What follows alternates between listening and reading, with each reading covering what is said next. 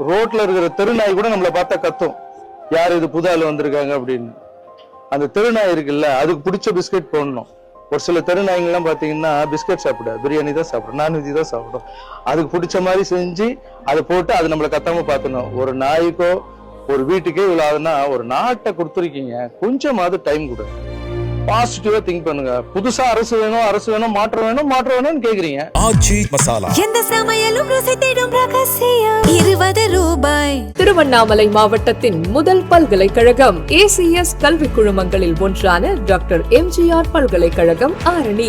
Courses offered: Faculty of Engineering and Technology, Arts and Commerce, Management Studies, Faculty of Physiotherapy, Pharmacy, Allied Health Science, Faculty of Humanities and Sciences, Viscom and Animation, Design Studies, Faculty of HMCT and Department of Criminology, Dr. MGR University, Arani. இந்த ஆண்டிற்கான மாணவர் சேர்க்கை நடைபெறுகிறது. PF amount எப்படி எடுக்கணும்னு தெரியலையா? Ravi PF consulting service contact பண்ணுங்க. 10 நாள்ல உங்க பேங்க் அக்கவுண்ட்டுக்கு உங்க PF பணம் வந்து சேரும். எல்லாருக்கும் வணக்கம். இந்த வீடியோ பதிவு எதுக்குன்னா, ஒரு 2 முக்கியமான விஷயத்த உங்ககிட்ட தெளிவுபடுத்துறதுக்காக தான்.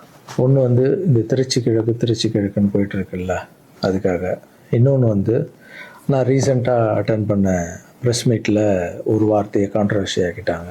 முதல்ல இந்த ப்ரெஸ் மீட்டை பற்றி பேசிடலாம். நான் ப்ரெஸ் மீட்டு கொடுத்துட்டு வந்துட்டேன். ஒரு விஷயத்த கான்ட்ரவர்சியாக மாற்றி அது தப்பாக 2-3 பேர் பேசுகிறேன்னொடனே நான் ட்வீட் போட்டுட்டேன், எழுத்துப்பூர்வமாக போட்டுட்டு, நான் ஏங்க மக்களை போய் அப்படி பேச போகிறேன், நான் ஏன் மக்களை போய் அப்படின்னு நினைக்க போகிறேன். தெருநாயிலேருந்து வீடு வரைக்கும் புரிதலை பற்றி பேசணும்னு நினச்சேன்.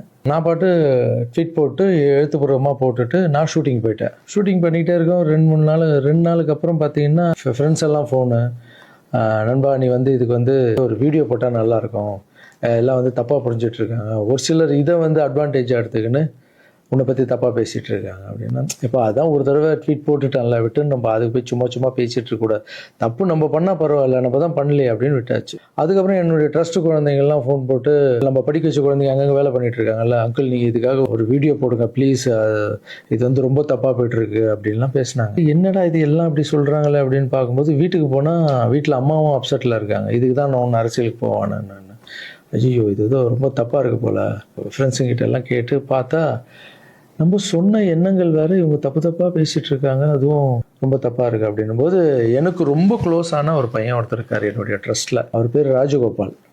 அவர் ஒரே ஃபோனில், அங்கிள் நீங்கள் இதுக்கு ஒரு ட்வீட் போட்டு ஆகணும், நீங்கள் அந்த ராஜகோபால் யாருன்னு நான் உங்களுக்கு இன்ட்ரடியூஸ் பண்ண போகிறேன். இது வரைக்கும் நான் பசங்களை டான்ஸ் ஆட வைக்கிறாருன்னு மேலோட்டமாக பார்த்துருக்கீங்க, பசங்களை படிக்க வச்சுருக்காங்கன்னு மேலோட்டமாக பார்த்துருக்கீங்க. அவங்க ஹாப்பியாக இருக்காங்க, இவங்க டான்ஸ் ஆடுறாங்க, இவங்களை படிக்க வைக்கிறாங்க, மாஸ்டர் பர்த்டே கேக் வெட்டுறாரு, இது மட்டும் தானே பார்த்துருக்கீங்க.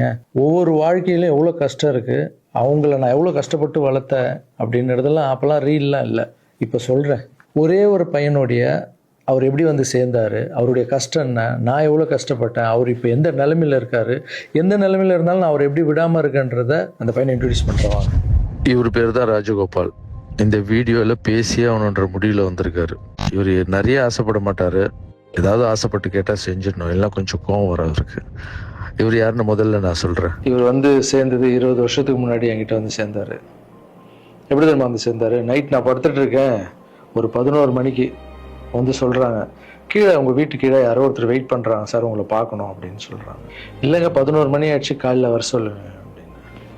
ஒரு சிலர் படிப்புக்கு ஹெல்ப் கேட்டு வருவாங்க, இந்த ஆர்ட் ஆப்ரேஷன் ஹெல்ப் கேட்டு வருவாங்க அப்படின்னு நினச்சி, சரி படிப்புக்காக தான் வந்திருப்பாங்க நான் நினச்சிக்கிட்டு காலையில் வர சொல்லுங்கன்னு சொல்கிறேன். இல்லை அப்பா அம்மா இல்லை, யாருமே இல்லை, ஊர்லேருந்து உங்களை நம்பி வந்துட்டாராம், ஸோ உங்களை பார்க்கணுன்னு வெயிட் பண்ணுங்கிறார். கீழே போய் பார்த்ததும் தான்.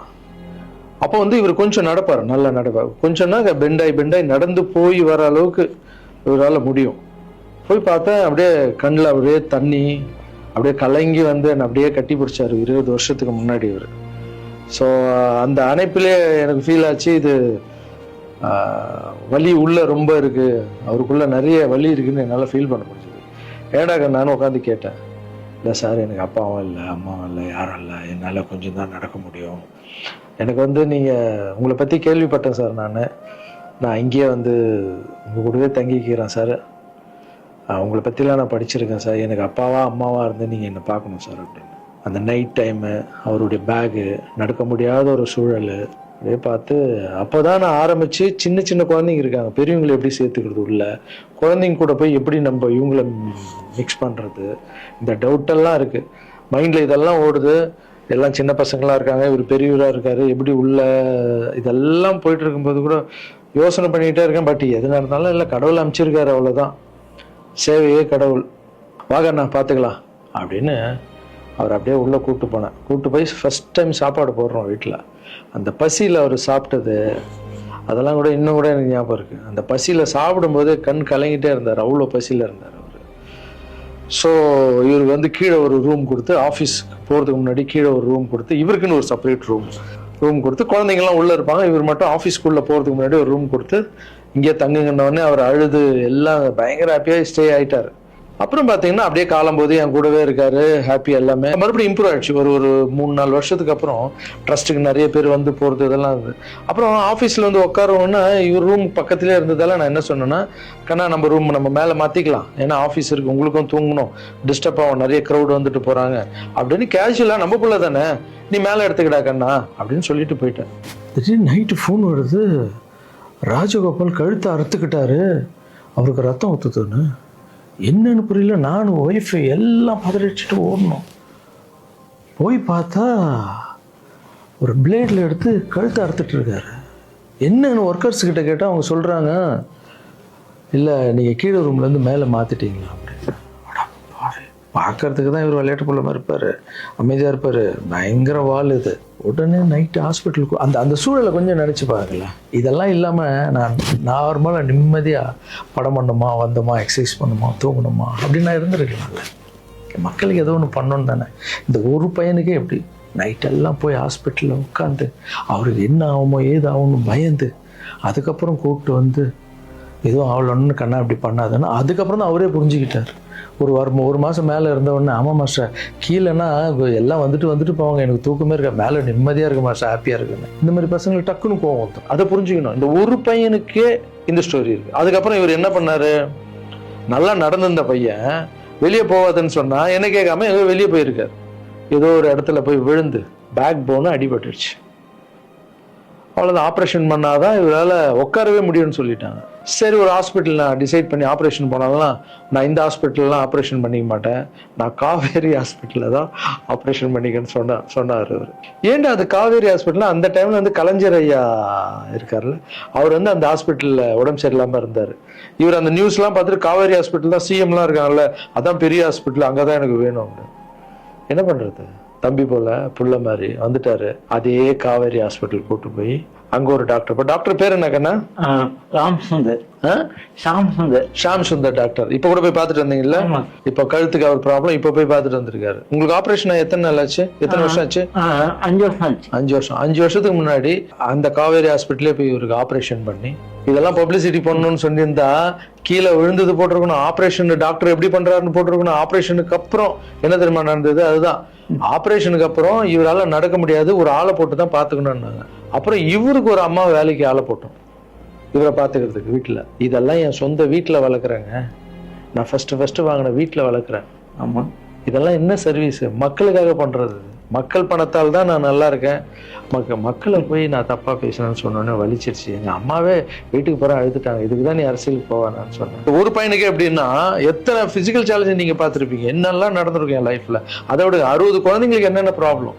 ஒரு குழந்தைக்கு கொரோனா வந்து எல்லா குழந்தைக்கும் கொரோனா வந்து. இப்போ தான் வந்து ட்ரஸ்ட்டில் எல்லா பசங்களும் பெருசாகிட்டாங்க, ஒரே ட்ரஸ்ட்டில் இருக்கக்கூடாதுன்னு பசங்க அங்கங்கே படிக்க வச்சு அவங்க பாட்டி வீட்லேயே அங்கங்கே இருக்காங்க. இப்போது ஒரு வாரத்துக்கு முன்னாடி தான் ஃபாதர்ஸ் டே வந்தது. நான் வளர்த்த குழந்தைங்க எல்லாரும் எனக்கு வந்து செலிப்ரேட் பண்ணுறாங்க. இன்னும் நம்ம இங்கே தானே வளர்ந்தோம், அப்பா தானே வளர்த்தாருன்னு என்னை பார்த்து இந்த பூச்செண்டு கொடுக்கும்போதெல்லாம் எனக்கு அவ்வளோ ஒரு சந்தோஷம். அதனுடைய அன்பு பார்த்தீங்கல்ல, யாருக்காவது கிடைக்குமா? ஸோ இதெல்லாம் மக்களுக்கு மேலே வச்சுட்டு இருக்க அன்பு மட்டும்தான். நீ பேசணுமா? என்ன பேச போற? அதான் நான் அங்கிள் சொல்லிட்டேன் உன்னை பற்றி எல்லாமே. இல்லை, நான் கொஞ்சம் உண்மையாக சொன்னேன். சரி சொல்லு. இது வந்து யார் நம்ப மாட்டாங்க. இப்போ நான் வந்து பாதிக்கப்பட்டவன். சரி சொல்லு. நீங்க எப்படி பார்த்துட்டீங்கன்னா அந்த கடவுளுக்கும் எங்க அம்மாவுக்கு தான் தெரியும். இது நான் வந்து மக்கள் மாதிரி உங்களுக்கு நான் உண்மையாக சொல்றேன்.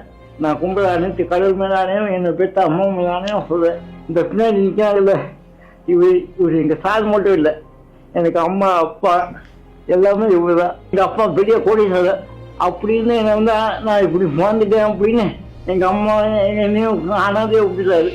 எங்கள் அம்மா என்னை விட்டு போனதுக்கப்புறம் இந்த உலகத்தில் எப்படி வாழ போகிறோம் அப்படின்னு ரொம்ப தயக்கமாக இருக்கு. இது நீ ஃபீல் பண்ணக்கூடாதுன்னு நான் பேசினேன். இங்கெல்லாம் அதெல்லாம் இருக்கக்கூடாது, புரியுதா? இல்லை டே ஆமா, இதெல்லாம் அழக்கூடாது. நீ ஸ்டாப் பண்ணி பேச வேணாம், நீ பேச வேணாம். இல்லை நான் பேச ஆகணும். உனக்கு அடைக்கண்டா, தொண்டை அடிச்சுன்னா பிரச்சனை வரும். என் உயிரை போனாலும் பரவாயில்ல, என்னை என் உயிருக்கு கொடுத்து நீங்க இப்போ எங்கள் அம்மா என்னை எப்படி 10 மாதம் சுமந்து பெற்றாங்களோ அது மாதிரி இப்போ நான் உயிரோட உங்க முன்னாடி இருக்கேன்னா இந்த இவரு கொடுத்த தைரியமும் இவரு கொடுத்த 10 லட்ச ரூபா செலவு பண்ணி தான் நான் இப்போ உட்காந்துருக்கேன். இன்னொரு தகுதிக்கு அவ்வளோ கூடிய ஹாஸ்பிட்டலில் நான் போய் ஆப்ரேஷன் பண்ணது கனவுக்குள்ள நினைக்க முடியாது. ஒருத்தங்க ஹாஸ்பிட்டலில் போய் சேர்க்கும் போது அவங்க சொந்த பண்ணோம் எல்லாரும் வந்து பார்ப்பாங்க. ஆனால் என்னையாரும் வந்து பார்க்கறதுக்கு ஆள் கிடையாது. ஆனால் என் மாசு அந்த ஒரு கோலை கூட தெரியாம டெய்லி வந்து பார்ப்பாரு. போதும் போதும் போதும். உங்க பேர் ஆல்ரெடி கழுத்து வலியில இருக்க, ரொம்ப பேச எமோஷனல்லாம் டிஸ்டர்ப் ஆகும். உங்க கிட்ட போய் சொல்ற இந்த உலகத்துக்கு நான் வந்து நீங்க எப்படி சொல்லி நான் போனா கூட பரவாயில்ல. ஏன்னா உங்க எல்லாரையும் தப்பா பேசுறேன், எனக்கு ரொம்ப கஷ்டமா இருக்கு. சரி சரி, அதெல்லாம் புரிஞ்சுப்பாங்க கண்ணா. அதெல்லாம் மக்கள் தப்பா பேசல, தப்பா பேசுற மாதிரி பண்றாங்க. நான் சொந்த வீட்டை கூட எங்களுக்காக கொடுத்துட்டு ஒரு வாழை வீட்டுல போயிருந்தாரு. இந்த காலத்துல அப்படி யாருங்க செய்வா? இந்த ஒரு பையனுடைய வாழ்க்கையில எவ்வளோ கஷ்டங்க, எத்தனை குழந்தைங்க வளர்த்துருப்பேன், எவ்வளோ கஷ்டத்தை பார்த்துருப்பேன். எனக்கு ஒன்றே ஒன்று பண்ணுங்க, எங்கள் அண்ணன் தப்பாக பேசியிருக்க மாட்டார், யார் என்ன தான் சொன்னாலும் அவர் இதை பண்ணியிருக்க மாட்டார்ன்ற சப்போர்ட் மட்டும் எனக்கு போதும். ஏன்னா எங்கள் அம்மாண்ட ஃப்ளோ கெஞ்சி எத்தனை வருஷத்துக்கு அப்புறம் அம்மா ப்ளீஸ் ப்ளீஸ்மான்னு சொல்லி விஜய் சார் வந்ததால் ஒரு நம்பிக்கை வந்து அம்மா போன்னு சொன்னாங்க. இப்போது இந்த விஷயம் எப்போ ஸ்டார்ட் ஆச்சோ இந்த கான்ட்ரவர்சி, அப்போத்துலேருந்து அம்மா மறுபடியும் பார்த்தியா நான் இதான் சொன்னார். ஏன்னா அம்மாவுக்கு 70 வயசு ஆகிடுச்சுப்பா, அவங்க சொல்லி புரிய வைக்க முடியாது. அம்மா ஒரு சிலர் தான் வீடியோ போடுறான், பொதுமக்களுக்கு ஒன்றுமே இல்லை நம்ப மாட்டாங்கன்னு சொன்னால் கூட அவங்களுக்கு ஒரு மாதிரி இருக்கும். வயசானவங்க நம்ம போய் எதுவும் பேச முடியாது. ஏன்னா நிறைய பேர் நான் பார்க்குறேன், இன்னும் எல்லாத்துக்கும் அம்மா அம்மா அம்மா அம்மான்னு. அம்மா தானே சார் எனக்கு என்னுடைய ஃபஸ்ட்டு ரசிகை, எங்கள் அம்மா ஃபஸ்ட்டு குரு, ஃபஸ்ட்டு டீச்சரு, அதுக்கப்புறம் என்னுடைய தெய்வம், என்னுடைய பெஸ்ட்டு ஃப்ரெண்டு, எல்லாமே என் வாழ்க்கையில் தாய் தாங்க. தாய் இல்லைன்னா நான் இல்லவே இல்லைங்க. நான் மட்டும் இல்லைங்க, இந்த உலகத்தில் யாருமே இல்லை. என் தாயுடைய ஆசீர்வாதம்லாம் நான் வந்து இருக்க முடியாது. நான் பேசினா தாயின்னு வரும், அது வரலன்னா தான் தப்பு. நீங்கள் என்ன எல்லாத்துக்கும் தாய் தாய் தாய், நான் அப்படி தான். அப்புறம் இன்னொரு வார்த்தை கூட கேட்குறீங்க, ஏன் வர்றதுன்னா வர வேண்டியதானே, ஏன் மக்கள்கிட்ட போய் கேட்கணும்? மக்கள் திருப்பி மகிழ்ச்சியும் திருப்பின்ட்டு இருக்குல்ல. மற்றவங்களாம் கேட்க மாட்டாங்க, வந்துடுவாங்க. நான் மற்றவங்க கேட்க மாட்டாங்க, நான் கேட்பேன். என் சொந்தத்தை எல்லாரையும் கேட்குறேன். அதுமாரி மக்கள்கிட்ட ஒரு வார்த்தை கேட்டா என்ன தப்பு? ஏன்னா அவங்க தான் என்னை வாழ வச்சாங்க. அவங்க தான் ஒரு வேளை வந்து லாரன்ஸ்னா நீ அரசியலுக்கு வராத, ட்ரஸ்ட் விஷயமே போதும்னு ஒரு வேளை அவங்க நினச்சிருந்தா கேட்குறதுல என்ன தப்பு? அவங்களுக்கு மரியாதை கொடுக்குறதுல என்ன தப்பு? இனிமேல் நான் கேட்டு தான் பண்ணுவேன். 4 பேருக்கு சாப்பாடு போட்டால் அரசியலுக்கு வந்துடலாமா? மாற்றுத்திறனாளிக்கு 2 பேருக்கு டான்ஸ் சொல்லி கொடுத்துட்டா அரசியலுக்கு வந்துடலாமா அப்படின்னு கேட்குறீங்க. நான் 4 பேருக்கு சாப்பாடுலாம் போடலாங்க. பார்த்தீங்கல்ல, ஒருத்தருடைய லைஃபையே வளர்த்து எடுக்கிறாங்க, ரொம்ப கஷ்டம். எல்லாரும் அரசியலுக்கு நான் வந்த அப்புறம் இதை பண்ணுறேன் அதை பண்ணுறேன்னு சொல்லுவாங்க. ஆனால் நான் பண்ணிட்டு வரேன்னு சொல்கிறேன், இன்னும் வரேன்னு கூட சொல்ல. அதுக்குள்ளே அப்படி பேசாதீங்க. 4 பேருக்கு சாப்பாடு போட்டு அரசியலுக்கு வந்துடுறேன். நான் என்னுடைய கஷ்டம் ரொம்ப பெரிய கஷ்டங்க, ரொம்ப வலி இருக்குது எனக்குள்ள. நான் நிஜமாக உழைச்சிருக்கேன். இதெல்லாம் கேட்கும்போது மனசுக்கு ரொம்ப கஷ்டமாக இருக்குது. முன்னாடி ஏதோ பேசிட்டீங்க, இந்த வீடியோ பார்த்தீங்களா, இப்போவாது என் கஷ்டம் புரிஞ்சிருக்கும். இனிமேல் அப்படி யாரும் தப்பாக பேசாதீங்க. இந்த திருச்சி கிழக்கு தொகுதி, ஸோ நிறைய பேர் இடத்துல பார்த்தீங்கன்னா திருச்சி தொகுதியில் லாரன்ஸ் மாஸ்டர் நிற்கிறாரு. நிறைய பேர் அண்ணா நீங்கள் வாங்கண்ணா, நீங்கள் வந்தால் நாங்கள் ஓட் போடுறோண்ணா, வெல்கம்ண்ணா, இதெல்லாம் சொல்கிறீங்க. நான் ஷூட்டிங் போகிற இடத்துல நான் ஏதாவது ஆஃபீஸ் போனால் கூட வாங்க எம்எல்ஏ சார் திருச்சி தொகுதியில் நிற்கிறீங்களா, எல்லாரும் சந்தோஷமாக கூப்பிட்டீங்க, அன்பாக கூப்பிட்டீங்க. உங்கள் அன்புக்கு எல்லாருக்கும் நன்றி. பட் அது எது தர்மம்னு ஒன்று இருக்குல்ல, என் மனசில் இருக்குதான் நான் இன்றைக்கி சொல்லிடுறேன். நான் திருச்சி தொகுதியில் நான் வந்து நிற்கணுமா, இல்லை விஜய் சார் எப்போ ஹீரோ ஆனாரோ அப்போத்துலேருந்து ஒருத்தர் போஸ்ட் ஓட்டியிருப்பார்ல, அதுக்கப்புறம் அவர் அரசியல் ஸ்டார்ட் பண்ண அப்புறம் அந்த அரசியலுக்காக உழைச்சிருப்பாங்கல்ல, அவர் ஆரம்ப ஸ்டேஜ்லேருந்து வந்தவங்களாம் இருப்பாங்க, அவங்க வரணுமா நான் வரணுமா? விஜய் சார் வீட்டில் இன்னும் எத்தனை பேர் திருச்சிக்காக வெயிட் பண்ணிகிட்டு இருக்காங்களோ நம்மளுக்கு என்ன தெரியும்? அது விஜய் சார் டிசைட் பண்ணணும். விஜய் சார் யார் நிற்க வைக்கிறாங்களோ யார் வேணாலும் ஜெயிப்பாங்க. ஏன்னா விஜய் சார் முகத்துக்கு தானே ஓட்டு விடுது. ஸோ அந்த இடத்துல போய் நான் போய் நிற்கிறதுன்றது அது தர்மமே இல்லைல்ல. யாரோ ஒருத்தர் விதை போடுவாங்க, அங்கே செடி முளைக்கும், அதுக்கு வேலி கட்டுவாங்க, அதை பாதுகாப்பாங்க. ஒரு மரம் ஒன்று வரும், அந்த மரத்தில் ஒரு பழம் வரும். அந்த பழத்தை நான் எடுத்து சாப்பிட்ணுமா, விதை போட்டவங்க சாப்பிட்ணுமா? ஒரு வேளை நம்ம போய் சேரணும்னா எப்படி தெரியுமா சேரணும்? ஃபஸ்ட்டு உறுப்பினராக போய் சேரணும். உறுப்பினராக சேர்ந்து அந்த கட்சிக்காக 3 வருஷம் உழைக்கணும், 4 வருஷம் உழைக்கணும். கட்சியுடைய எல்லா நலத்திட்டங்களையும் எடுத்துன்னு போய் வெளியே சொல்லணும். கடமை செய் பலனை எதிர்பார்க்காதன்றது தான் என்னுடைய கோட்டை. உழைக்கணும். அப்புறம் கட்சி மேலிடம் பார்த்து, சிஎம் பார்த்து நல்லா உழைக்கிறாங்க, ஒரு போஸ்ட்டு கொடுத்தா அந்த போஸ்ட்டில் நம்ம இருந்து என்ன பண்ணணுமோ அதை பண்ணணும். அது தர்மம். நான் ஃபஸ்ட்டு என்னுடைய நிலைப்பாடை சொல்கிறேன். நான் எதுக்கு அரசியல் வந்திருக்கேன், ஏன் வந்திருக்கேன், யார் கூட போக போகிறேன் அப்படின்றத இன்ஃபார்ம் பண்ணுறேன். ஒரே ஒரு விஷயம் அவர்கிட்ட ஹெல்ப் கேட்க போகிறேன், எனக்காக இல்லை.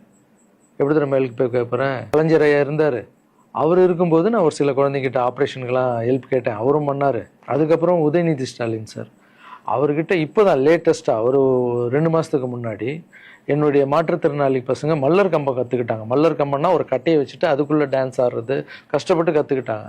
அவங்களுக்கு ஷோஸ் எல்லாம் வேணும்னு அவர் நம்பர் என்கிட்ட இல்லை, கேட்டு வாங்கி ஒரு வீடியோ அனுப்பிவிட்டேன், அவ்வளோதான். அவர் என்ன பண்ணார்னா ஸ்டாலின் சார் சிஎம் சாருக்கு இதை அனுப்பி கேட்டு 1 வாரத்தில் சிஎம் சார் முன்னாடி ஆட வச்சுட்டாங்க. ஸோ அவங்கெல்லாம் அப்படி பண்ணியிருக்காங்க. அப்புறம் அன்புமணி ராமதாஸ் சார் பண்ணியிருக்காரு, நிறைய குழந்தைங்க ஆப்ரேஷன். அவர் ஹெல்த் மினிஸ்டராக இருக்கும்போது, நீங்களே நடிகராக இருக்கும்போது நான் ஒரு குழந்தைய கூப்பிட்டு வந்தேன், நீங்களே உங்கள் சொந்த காசை போட்டு ஆப்ரேஷன் பண்ணி அந்த குழந்தைய காப்பாற்றி கொடு. நடிகராக இருக்கும்போதே ஒரு குழந்தைய காப்பாற்றிங்க, இப்போ சிஎம் ஆகிட்டீங்க, தைரியமாக அந்த உரிமையோடு கேட்பேன். ஒரு 1000 குழந்தைக்கு பண்ணு, 1000 என்ன நீங்கள் நினச்சா என்ன வேணால் பண்ணலாம் உங்கள் மினிஸ்டர்ஸ் கிட்ட சொல்லி. அது உரிமையோடு வந்து நான் போய் கேட்குறதில்ல, நியாயம் இருக்குது. அது சிஎம் பண்ணும்போது அதை வெளியே வந்து சிஎம் எனக்காக என் நண்பர் வந்து இத்தனை ஆப்ரேஷன் பண்ணார், இத்தனை குழந்தைங்க இந்த ஹெல்ப் பண்ணாருன்னு அப்போ பெருமையாக சொல்லிக்கலாம். நம்ம அதுக்குன்னு ஃபீல் பண்ணுறாதீங்க, அண்ணன் அரசியலுக்கு வரமாட்டார் போல். திருச்சி கிழக்கில் தான் நிற்கலன்னு சொன்னேன், அதுதான் தர்மம் இல்லைன்னு சொன்னேன், வேற எங்கேயும் நிற்கலன்னு சொல்லல. நிற்போம் பொறுமையாக, அடி மேலே அடி எடுத்து வச்சு. அவசரப்பட்டு என்ன இது சீக்கிரம் வாங்கலாம் அப்படின்னு சொல்கிறேன். என்ன காய்கறி கடையாக போய் வாங்குறதுக்கு? இவ்வளோ நாள் நம்ம உழைச்சி காப்பாற்றி வச்ச பேரெல்லாம் ஒருத்தருக்கு போய் சரண்டர் பண்ணிவிட்டு அவங்களுக்காக உழைக்க போகிறோம்னா, அங்கே நம்மளுக்கு சீட்டு வேணாம், எதுவும் வேணாம், மரியாதை. எங்கே நம்மளுக்கு மரியாதை நல்லா கிடைக்குதோ, யார் கூட போய் சேர்ந்தா மக்களுக்கு நல்லது நடக்குமோ எல்லாம் திங்க் பண்ணி அழகாக பண்ணுவோம். ஏதோ ஈஸியாக கிடைக்குதுன்னு எம்எல்ஏ சீட்டில் வந்து உட்காந்துக்கிட்டு, இல்லை மினிஸ்டர் சீட்டில் உட்காந்துட்டு பதவி அனுபவிக்கிறதுக்காக வருவானா, ஏன் சுயநலத்துக்காக வரேன்னா, இல்லை மக்கள் பின்னாடி வந்து நிற்கிறேன், மக்கள் பிரச்சனைக்காக நான் வரேன். மக்கள் பிரச்சனைக்கு வர்றது தானே இங்கே கரெக்டான ஒரு விஷயம்.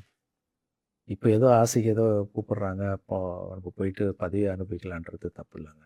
அதுதான் என்கிட்ட ஆல்ரெடி இருக்கேன், நான் சந்தோஷமாக தானே இருக்கேன், என்கிட்ட எல்லாமே இருக்கேன். மக்கள் பிரச்சனைக்காக நம்ம வந்து எங்கே போகணும், யார் கூட போகணும், எப்படியாப்பட்ட அரசியலை கையில் எடுத்தால் மக்களுக்கு நல்லது நடக்கும்ன்றத நல்லா திங்க் பண்ணி பொறுமையாக நானே உங்களுக்கு இன்ஃபார்ம் பண்ணுறேன். 2 படம் போயிட்டு எவ்வளோ சீக்கிரம் சொல்ல முடியுமோ நான் உங்களுக்கு சொல்கிறேன். தேங்க்யூ. சர்வீஸ் இஸ் காட், மாற்றம் சேவையே கடும். பாய். ஆச்சி மசாலா, எந்த சமையலும் ருசி தேடும் ரகசியம். 20 ரூபாய். திருவண்ணாமலை மாவட்டத்தின் முதல் பல்கலைக்கழகம் ஏசிஎஸ் கல்வி குழுமங்களில் ஒன்றான டாக்டர் எம்ஜிஆர் பல்கலைக்கழகம் Arani. Courses offered: Faculty of Engineering and Technology, Arts and Commerce, Management Studies, Faculty of Physiotherapy, Pharmacy, Allied Health Science, Faculty of Humanities and Sciences, Viscom and Animation, Design Studies, Faculty of HMCT and Department of Criminology, doctor MGR university Arani. இந்த ஆண்டிற்கான மாணவர் சேர்க்கை நடைபெறுகிறது. PF amount எப்படி எடுக்கணும்னு தெரியலையா? Ravi PF consulting service contact பண்ணுங்க. 10 நாள்ல உங்க பேங்க் அக்கவுண்ட்டுக்கு உங்க பிஎஃப் பணம் வந்து சேரும்.